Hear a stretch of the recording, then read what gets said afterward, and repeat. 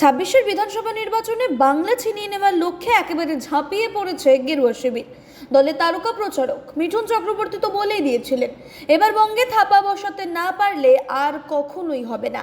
সেই মন্তব্য নিয়ে বিস্তর বিতর্ক উঠেছিল বটে, তবে রাজ্যের রাজনৈতিক পরিস্থিতির নিরিখে সেই বাস্তবতা এড়িয়ে যেতে পারছেন না কেউই। তাই বছর শেষের আগে সর্বশক্তি নিয়ে বাংলায় প্রচারে ঝাঁপাচ্ছে বিজেপির শীর্ষ নেতৃত্ব। সূত্রের খবর, ডিসেম্বর থেকেই টানা বঙ্গ সফরে আসছেন প্রধানমন্ত্রী নরেন্দ্র মোদী, স্বরাষ্ট্রমন্ত্রী অমিত শাহ ও দিল্লির অন্যান্য শীর্ষ নেতারা। শুক্রবার বিজেপির রাজ্য নেতৃত্বের বৈঠকের পর এমনই খবর মিলছে। আগামী মাস থেকেই মোদী শাহ বঙ্গ সফর নিয়ে বঙ্গ বিজেপি সাংসদ তথা প্রাক্তন রাজ্য সভাপতি সুকান্ত মজুমদার বলেছেন, আমরা প্রধানমন্ত্রীর কাছে অনুরোধ করেছিলাম 10টি বিভাগে 10টি কর্মসূচির জন্য। ইতিমধ্যেই 3টি বিভাগ হয়েছে, বাকিগুলিতেও হবে। স্বরাষ্ট্রমন্ত্রী, রাষ্ট্রীয় সভাপতি ও কেন্দ্রীয় নেতৃত্ব আসবেন, এখানে কর্মসূচি করবেন।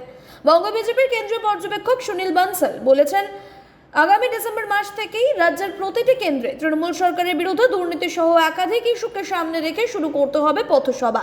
জানা যাচ্ছে, বানসালের নির্দেশ অনুযায়ী প্রতিটি বিধানসভা কেন্দ্রে রাজ্যের শীর্ষ নেতৃত্বকে 3 দিন করে প্রবাস করতে হবে, চালাতে হবে জনসংযোগ, অংশগ্রহণ করতে হবে প্রচার কর্মসূচিতে।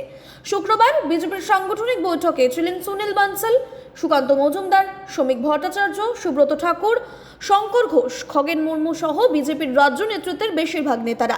তাতে একাধিক বিষয় নিয়ে আলোচনা হলেও মূল আলোচ্য বিষয় ছিল ডিসেম্বর থেকে মোদী শাহদের লাগাতার প্রচার কর্মসূচির দায়িত্ব নেওয়া। আগামী বছরের প্রথমার্ধে বিধানসভা নির্বাচন রয়েছে, তার ঢের আগে থেকেই বেশ বড় আকারের বঙ্গ বিজেপি প্রস্তুতি শুরু করে দিয়েছে।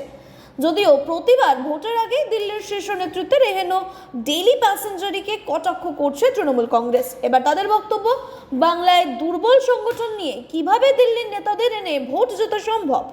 এবারেও তাদের বক্তব্য, বাংলায় দুর্বল সংগঠন নিয়ে এভাবে দিল্লির নেতাদের এনে ভোট জেতা সম্ভব নয়।